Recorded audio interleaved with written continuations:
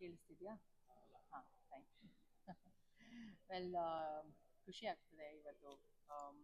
ತುಂಬ ಚೆನ್ನಾಗಿ journey start ಆಯಿತು ಆ್ಯಂಡ್ ಇವತ್ತು ಸಿನಿಮಾದ final day and journey was very nice.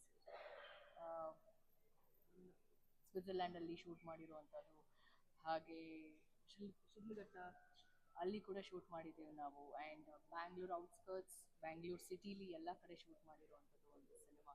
And it was a wonderful experience ನನಗೆ ಈ ಒಂದು ತಂಡದ ಜೊತೆಗೆ.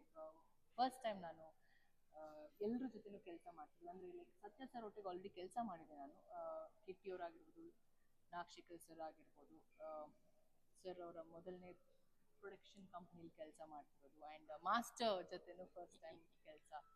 Nice, it's a wonderful association ಅಂತ ಹೇಳೋದಕ್ಕೆ ಇಷ್ಟಪಡ್ತೀನಿ. ಆ್ಯಂಡ್ ಹೆಚ್ಚು ಹೇಳೋದಕ್ಕೆ ಕೊಡುವೈತೆ ಅಷ್ಟೇ.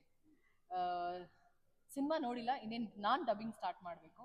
ಆ್ಯಂಡ್ ಪ್ರಾಬಬ್ಲಿ ನೆಕ್ಸ್ಟ್ ವೀಕಿಂದ ಡಬ್ಬಿಂಗ್ ಸ್ಟಾರ್ಟ್ ಮಾಡ್ತೀನಿ ನಾನು. ಆ್ಯಂಡ್ ಡಬ್ಬಿಂಗ್ ಸ್ಟಾರ್ಟ್ ಮಾಡೋಕ್ಕಿಂತ ಮುಂಚೆ ಸಿನಿಮಾ ನೋಡಿ, that's what he told me, cinema ತೋರಿಸ್ತೀನಿ ಫಸ್ಟು ಅಂತ. ತುಂಬ ಚೆನ್ನಾಗಿ ಬಂದಿದೆಯಂತೆ.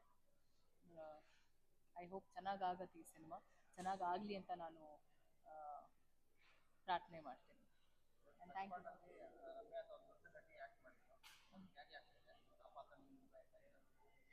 ಅದೇ ಪಾತ್ರ, ಬಟ್ ಕತೆ ಬೇರೆ.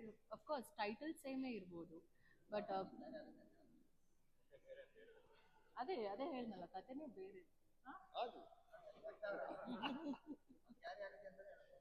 ಅದವ್ರು ಹೇಳ್ತಾರೆ, ನಾನು ಹೇಳ್ತೀನಿ. ಅದು ಕನ್ಫ್ಯೂಷನ್ ನಿಮಗೆ ಬಿಡ್ರಿ, ಸಿನಿಮಾ ನೋಡಿ.